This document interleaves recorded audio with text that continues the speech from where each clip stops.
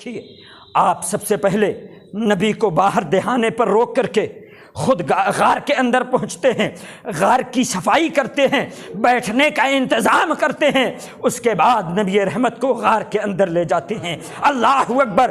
ایسا کوئی عاشق کائنات میں کوئی دوسرا تو دکھا دو، ایسا کوئی انسان جس نے نبی پر اپنی جان، اپنے مال کو، اپنی اولاد کو قربان کیا ہو، کوئی دوسرا تو دکھا دو۔ اللہ اکبر! نبی رحمت علیہ الصلاۃ والتسلیم کی جانثاری کا عالم یہ ہے کہ خود حضرت علی رضی اللہ عنہ کہتے ہیں کہ جو ابو بکر و عمر پر مجھے فضیلت دے تو اس نے بہتان باندھا، اگر میں ایسے شخص کو پاؤں تو اس پر تہمت لگانے کی وجہ سے اس پر کوڑے برساؤں۔ اللہ اکبر! یہ حضرت ابو بکر صدیق رضی اللہ عنہ کی شان ہے۔ حضرت ابو بکر صدیق رضی اللہ عنہ وہ ہیں کہ جن کو اللہ کے رسول علیہ الصلاۃ والتسلیم نے اپنی ظاہری حیات میں ہمارا عقیدہ ہے الحمدللہ نبی آج بھی زندہ ہے، نبی کل بھی زندہ تھے اور نبی ہمیشہ زندہ رہے۔ یہ اہل سنت کا عقیدہ ہے۔ ہم ظاہری زندگی سے یہ کہتے ہیں کہ نبی نے ہماری اور آپ کی آنکھوں سے پردہ فرما لیا۔ اپنی ظاہری زندگی میں کائنات کے اندر لاؤ کوئی ایسی ہستی جس نے نبی نے اپنی ظاہری حیات میں اپنے مصلی امامت پہ 1-2 وقت نہیں بلکہ 17 وقت تک نماز جس سے پڑھوائی ہو۔ یہ ذات کسی اور کی نہیں، حضرت ابو بکر صدیق رضی اللہ عنہ کی ہے۔ ایک مقام پر قبیلہ بنو عامر کے ہاں آقا کریم علیہ الصلوۃ والتسلیم تشریف لے جاتے ہیں۔ وقت نماز ہوتا ہے، نماز کا وقت ہوتا ہے، رسول کریم علیہ الصلوۃ والتسلیم وہاں ہیں، مؤذن رسول نے اذان دی ہے، امامت کا موقع آتا ہے۔ حضرت ابو بکر صدیق رضی اللہ عنہ کی بارگاہ میں عرض آ کر کے عرض گزار ہوتے ہیں کہ اے ابو بکر صدیق، رسول اللہ یہاں پر تشریف نہیں رکھتے ہیں، آپ امامت فرما دیں۔ اللہ اکبر! ذرا آپ دیکھیں رسول اللہ کے مؤذن کا خیال امت میں کس کی طرف امامت کے لیے گیا؟ کسی اور کی طرف نہیں، حضرت ابو بکر صدیق کی طرف گیا۔ حضرت ابو بکر صدیق رضی اللہ عنہ نماز کے لیے بڑھتے ہیں، مصلی امامت پر ہیں، نماز کی نیت کرتے ہیں، تکبیر ہوتی ہے، نماز شروع ہو جاتی ہے۔ آقا کریم علیہ الصلوۃ والتسلیم اپنے معاملات سے فارغ ہو کر کے مسجد میں تشریف لاتے ہیں۔ اللہ اکبر! مصلی پر مقتدی موجود ہے، نماز جاری ہے، تمام کے تمام صحابہ نبی کو دیکھتے ہیں، اشارہ کرتے ہیں، بار بار کہتے ہیں ابو بکر کائنات کا تاجدار آ گیا ہے، امام الانبیاء آ گیا ہے، پیچھے ہٹ جاؤ۔ حضرت ابو بکر صدیق رضی اللہ عنہ نماز کی حالت میں ہے، نماز کے اندر نبی کا خیال آ رہا ہے، نبی کی طرف توجہ جا رہی ہے، قدم مصلی امامت سے پیچھے ہٹتے ہیں، صف میں آتے ہیں۔ اللہ کا رسول کہتا ہے ابو بکر اپنی نماز پوری کرو، لوگوں کو نماز پڑھاؤ۔ اللہ اکبر! پھر بھی نبی کی بات پر بھی ابو بکر نے پیچھے اپنے آپ کو کر لیا ہے، نماز پوری نہیں کی ہے۔ اللہ اکبر! مصلی امامت پر نبی آ کر کے نماز پڑھاتے ہیں، نماز پوری ہوتی ہے، لوگوں سے کہتے ہیں لوگوں سنو سنو، اے ابو بکر، جب میں نے تم سے کہا تھا نماز پوری کر دو، تم نے نماز کیوں نہیں پڑھائی؟ اللہ اکبر! بڑا پیارا عقیدہ ابو بکر صدیق نے عطا فرمایا۔ آپ فرماتے ہیں ابو قحافہ کے بیٹے کے اندر اتنی مجال نہیں ہے کہ امام الانبیاء موجود ہو اس کی امامت۔ اللہ اکبر! عقیدہ ملا۔ نبی نے اس پر یہ نہیں کہا کہ ابو بکر تم نے غلط کہہ دیا، ابو بکر تم کو نماز پڑھانی چاہیے تھی، تمہارے ذہن میں، تمہارے خیال میں میرا خیال آ گیا جو کہ غیر اللہ ہے، نماز میں اللہ کے علاوہ کا خیال نہیں آنا چاہیے۔ اللہ اکبر! نبی نے یہ نہیں کہا کہ تم سب اپنی نمازیں دہراؤ۔ اللہ اکبر! نبی نے اس جواب کو پسند فرمایا اور فرمایا کہ اے ابو بکر، تمہاری انہی نیکیوں کی وجہ سے اللہ تم سے راضی ہے۔ پتہ یہ چلا کہ جن لوگوں کا یہ نظریہ ہے کہ نبی کا خیال نماز میں آئے نماز باطل ہے، ان لوگوں کا طریقہ، ان لوگوں کی نمازیں، ان لوگوں کا عقیدہ صحابہ اور نبی کے عقیدہ کے خلاف ہے۔ بولیے ہے کہ نہیں؟ جب نبی نے کہا کہ نماز ہو گئی تو جو یہ کہے کہ غیر اللہ کے خیال آنے سے، نبی کا خیال آنے سے جو جملے ان کم بختوں نے کہے ہیں، میرے اندر اتنی مجال نہیں کہ میں وہ جملے کہوں، پھر بھی اتنا سمجھیے کہ وہ کہتے ہیں کہ نبی کا خیال آئے نماز نہیں ہوتی۔ معاذ اللہ، میں کہتا ہوں کہ جس نماز کے اندر نبی کا خیال نہ آئے وہ نماز باطل ہے۔ جس نماز میں نبی کا خیال نہ آئے وہ نماز باطل ہے۔ آپ کہیں گے کیسے؟ اتحیات پڑھتے ہیں، اتحیات کے بغیر نماز مکمل نہیں ہو سکتی۔ پوری اتحیات ہر ایک کلمے کا پڑھنا ضروری ہے۔ اسی کے اندر ہے السلام علیکہ ایھا النبی۔ کس کا خیال آئے گا بتائیے؟ کس کا خیال آئے گا ایھا النبی سے؟ بتائیے۔ نماز میں نبی کا خیال آئے، کچھ کہتے ہیں نماز نہیں ہوگی، معاذ اللہ۔ الحمدللہ ہم اسی طریقے پر ہیں جو نبی نے فرمایا ما انا علیہ و اصحابی، جو میرے اور میرے صحابہ کے طریقے پر ہوگا وہی جنتی ہے۔ الحمدللہ صبح قیامت تک وہی لوگ جنتی ہوں گے جو اسی طریقہ اور اسی عقیدہ پر ہوں۔ حضرت ابو بکر صدیق رضی اللہ عنہ نے نبی کریم علیہ الصلاۃ والتسلیم پر اپنا سب کچھ قربان کیا ہے۔ اللہ کے رسول علیہ الصلاۃ والتسلیم ایک مقام پر ارشاد فرماتے ہیں کہ ابو بکر کے مال نے جتنا مجھے نفع دیا ہے کسی اور کے مال نے اتنا نفع نہیں دیا ہے۔ کسی بندے کا مجھ پر احسان نہیں، سب کے احسان کا بدلہ میں نے دے دیا، مگر کل بروز حشر اللہ کی بارگاہ میں میں عرض گزار ہوں گا کہ اے اللہ صدیق کے احسان کا بدلہ تو عطا فرما۔ اللہ اکبر۔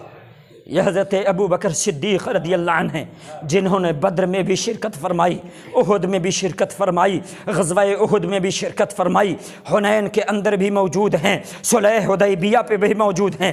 اللہ اکبر۔ ایسے عالم میں آپ نے پوری زندگی گزاری ہے کہ آقا کریم علیہ الصلاۃ والتسلیم پر آپ نظر ڈالیں۔ جب نبی نے کہا تھا اے لوگو اللہ ایک ہے اور میں اسی رب کا رسول ہوں، پوری کائنات کے اندر تاریخ اٹھا کر کے دیکھیے، مردوں کے اندر سب سے پہلے جس ذات نے اللہ کے رسول کو اپنا نبی مانا تھا، اللہ کو اپنا خدا مانا تھا، وہ کوئی اور نہیں ابو بکر صدیق رضی اللہ عنہ۔ یہ ابو بکر صدیق رضی اللہ عنہ ہیں، پوری زندگی گزارنے کے بعد ایک پیغام دیتے ہوئے دنیا سے تشریف لے جاتے ہیں۔ 22 جمادی الاخری 13 ہجری آقا کریم علیہ الصلاۃ والتسلیم کے ظاہری حیات کے بعد آپ خلیفۃ المسلمین ہوئے۔ تقریباً 2.5 سال کا عرصہ آپ امیر المومنین کی حیثیت سے رہے۔ اس کے بعد آپ نے اس دار فانی کو دوشنبہ کا دن گزر رہا تھا، منگل کی شب آ رہی تھی، مغرب اور عشاء کے بیچ 22 جمادی الاخری سن 13 ہجری کو آپ نے اس دار فانی کو الوداع کہا۔ لیکن آپ نے اس سے قبل ایک بات کہی تھی، اور وہ نظریہ، وہ عقیدہ کیا ہے؟ آپ نے فرمایا تھا اے لوگو جب میں اس دنیا سے رخصت ہو جاؤں تو میرے جنازے کو میرے محبوب کی بارگاہ میں لے جاؤں،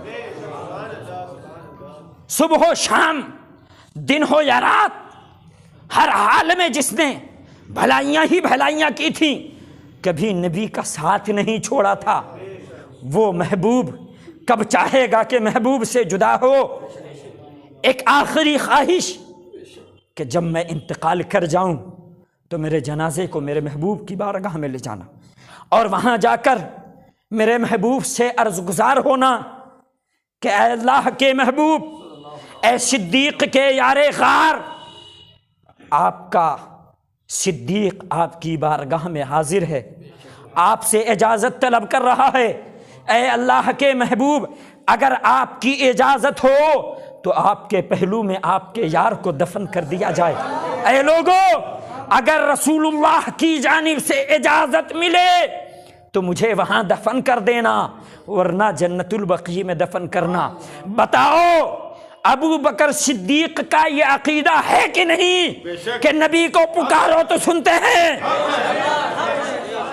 نبی مزار میں اگر پکار کو سنتے نہیں تو ابو بکر کبھی نہ کہتے کہ وہاں جا کر کہنا کہ ابو بکر آپ کے مزار میں دفن ہونا چاہیے۔ اللہ اکبر۔ جب حضرت ابو بکر صدیق رضی اللہ عنہ کے جنازہ مبارک کو رسول کریم علیہ الصلاۃ والتسلیم کے روضہ مبارک کے سامنے رکھا گیا، آقا کریم علیہ الصلاۃ والتسلیم کے روضہ مبارک کا دروازہ بند ہے۔ رسول کریم علیہ الصلاۃ والتسلیم کے بارگاہ میں ایک عریضہ پیش کیا گیا ہے، نودیا السلام علیک یا رسول اللہ صلی اللہ علیہ وسلم۔ کیا کہا گیا؟ السلام علیک یا رسول اللہ۔ نبی کو پکارا جا رہا ہے صحابہ کے مجمع میں، صحابہ کی جماعت میں۔ نبی جب اس دنیا سے ظاہری حیات سے جا چکے ہیں تب پکارا جا رہا ہے یا رسول اللہ۔ آج جو لوگ یا رسول اللہ کہنے پر فتوے لگاتے ہیں انہیں اپنے عقیدے درست کر لینا چاہیے۔ اللہ اکبر۔ صحابہ نے عرض کیا یا رسول اللہ، یہ ابو بکر ہیں، آپ کی بارگاہ میں حاضر ہیں، دفن ہونا چاہتے ہیں۔ اللہ اکبر۔ تاریخ کے اندر ملتا ہے، تفسیر کبیر کے اندر موجود ہے، امام رازی نے لکھا ہے، امام قرطبی نے لکھا ہے کہ ایک ندا آتی ہے قبر رسول سے، ایک آواز آتی ہے ادخلوا الحبیب الی الحبیب، حبیب کو حبیب سے ملا دو۔ اللہ اکبر۔ یہ شان حضرت ابو بکر صدیق رضی اللہ عنہ کی ہے۔ اللہ تبارک و تعالی اپنے محبوبوں کا ہم سب کو محبوب بنائے، ہم سب کو ان کی شان سمجھ کر کے ان کا قصیدہ خواں بنائے، اور ان کی محبت کرنے والوں میں، ان کے نام لیواؤں میں ہم سب کو شامل فرمائے۔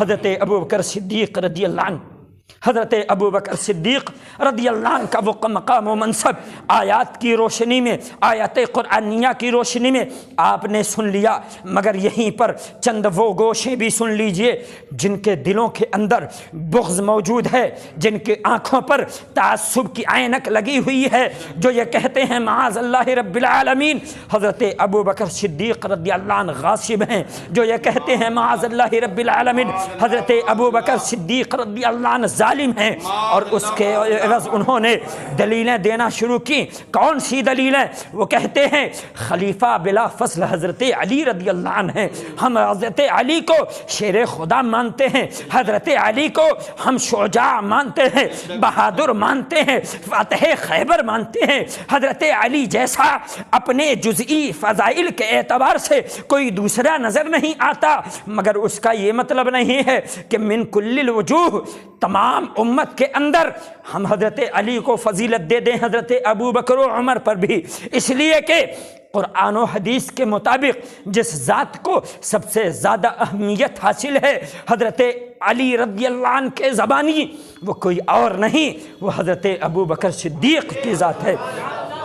ایک روایت ملتی ہے حضرت محمد ابن حنفیہ رضی اللہ عنہ جو حضرت علی رضی اللہ عنہ کے صاحبزادے ہیں، آپ پوچھتے ہیں حضرت علی سے کہ آقا کریم علیہ الصلاۃ والتسلیم کے بعد ای الناس خیر بعد رسول اللہ صلی اللہ علیہ وسلم، اے ابو جان آپ ذرا بتائیں کہ لوگوں میں رسول اللہ کے بعد سب سے زیادہ بہتر کون ہے؟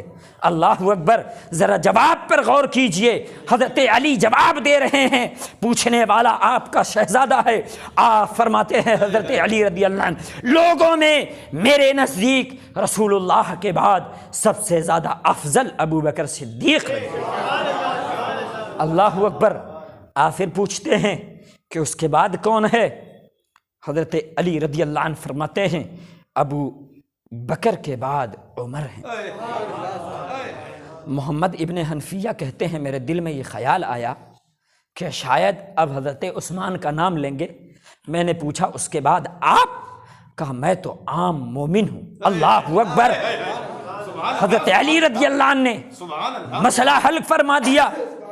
ایک مقام سے آپ سے پوچھا گیا کہ اے علی رضی اللہ عنہ، آقا کریم علیہ الصلوۃ والتسلیم نے خلافت کو لے کر کے کسی طرح کا کوئی معاملہ آپ سے فرمایا؟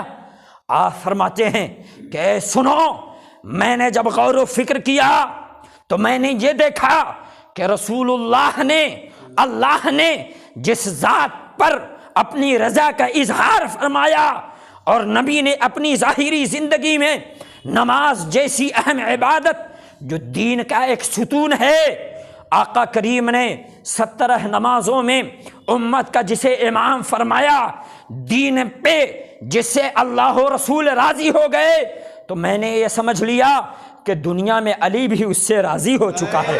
اللہ اکبر۔ اس لیے حضرت علی رضی اللہ عنہ کا نظریہ بھی یہی تھا کہ پہلا خلیفہ بغیر کسی فضل کے حضرت ابو بکر صدیق رضی اللہ عنہ ہے۔ اب جو یہ کہتے ہیں کہ خلافت کا حق تو حضرت علی کا تھا مگر غاصبانہ طور پر حضرت ابو بکر صدیق رضی اللہ عنہ اس پر قبضہ کر لیا معاذ اللہ، تو بتائیے انہوں نے حضرت علی کے فرمان کے خلاف عقیدہ گڑھا کہ نہیں گڑھا؟ حضرت علی رضی اللہ عنہ وہ ہیں کہ جنہوں نے 3 دن کے بعد ایک روایت کے مطابق سقیفہ بنو ساعدہ، آقا کریم علیہ الصلوۃ والتسلیم کے ظاہری وصال فرمانے کے بعد سقیفہ بنو ساعدہ کے اندر صحابہ موجود ہیں، حضرت ابو بکر صدیق رضی اللہ عنہ کے ہاتھ پر صحابہ نے بیعت کی ہے، سب نے اپنا خلیفہ مانا ہے، اپنا امیر مانا ہے۔ اس کے بعد 3 دن تک حضرت ابو بکر صدیق رضی اللہ عنہ جس سے بھی ملتے ہیں پوچھتے ہیں کہ لوگو مجھے اپنا خلیفہ مانتے ہو یا نہیں مانتے ہو؟ اللہ اکبر۔ حضرت علی رضی اللہ عنہ کہتے ہیں کہ ہم نے آپ کے ہاتھ پر بیعت کی ہے، ہم اس بیعت کو کبھی نہیں توڑ سکتے ہیں اور اس کے خلاف کبھی کوئی مطالبہ بھی نہیں کر سکتے ہیں۔ اللہ اکبر۔ جب علی رضی اللہ عنہ کا فرمان موجود ہے کہ ہم آپ کو خلیفہ مانتے ہیں، کوئی بدبخت یہ کہے کہ علی رضی اللہ عنہ پہلے نمبر پر ہیں اور صدیق کا نمبر پہلا نہیں ہے، تو ہم اسے نہیں مان سکتے، ہم اسی کو مانتے ہیں جو حضرت علی رضی اللہ عنہ نے فرمایا ہے۔ کنز العمال کی ایک روایت موجود ہے، حضرت علی رضی اللہ عنہ فرماتے ہیں بعض لوگ جو حضرت علی سے محبت کا دعویٰ کرتے ہیں لیکن وہ حضرت عمر رضی اللہ عنہ کو، حضرت ابو بکر رضی اللہ عنہ کو گالیاں دیتے ہیں، معاذ اللہ رب العالمین۔ ایسے لوگوں کو غور کرنا چاہیے۔ حضرت علی رضی اللہ عنہ فرماتے ہیں لا یجتمع حبی و بغض ابی بکر و عمر فی مؤمن، اور فی قلب مؤمن بھی موجود، فی قلب مؤمن مطلب کیا ہے؟ حضرت علی رضی اللہ عنہ فیصلہ فرماتے ہیں کہ لوگوں سنو، جس دل میں میری محبت آ گئی اس دل کے اندر ابو بکر و عمر کا بغض نہیں آ سکتا۔ تم کیسے ماننے والے ہو حضرت علی کے جو حضرت ابو بکر و عمر کو تم معاذ اللہ ظالم و غاصب کہتے ہو؟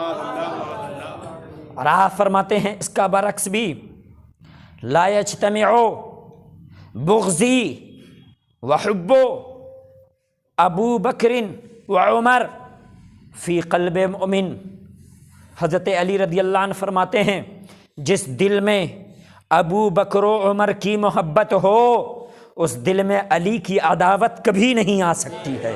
یہ اہل سنت و جماعت ہیں جو حضرت علی سے بھی پیار کرتے ہیں، حضرت ابو بکر و عمر سے بھی محبت کرتے ہیں، حضرت ابو بکر و عمر، حضرت علی اور ان کے شہزادوں سے، ان کے ماننے والوں سے بھی محبت کرتے ہیں۔ وہ اہل سنت و جماعت ہیں۔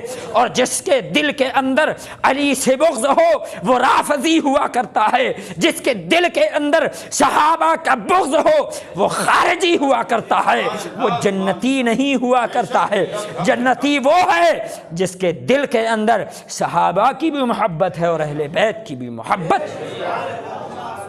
اس لیے ہم حضرت صدیق اکبر رضی اللہ عنہ کو افضل الخلائق، افضل البشر بعد الانبیاء بالتحقیق مانتے ہیں۔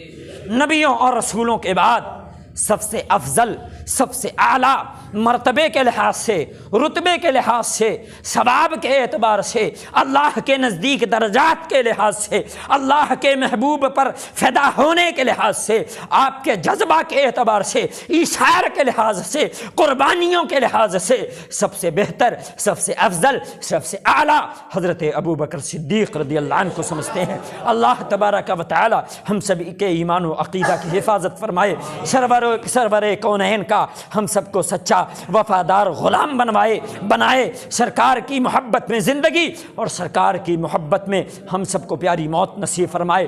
استغفر اللہ لی ولکم ولسائر المؤمنین وآخر دعوانا ان الحمد للہ رب العالمین۔ السلام علیکم ورحمۃ اللہ وبرکاتہ۔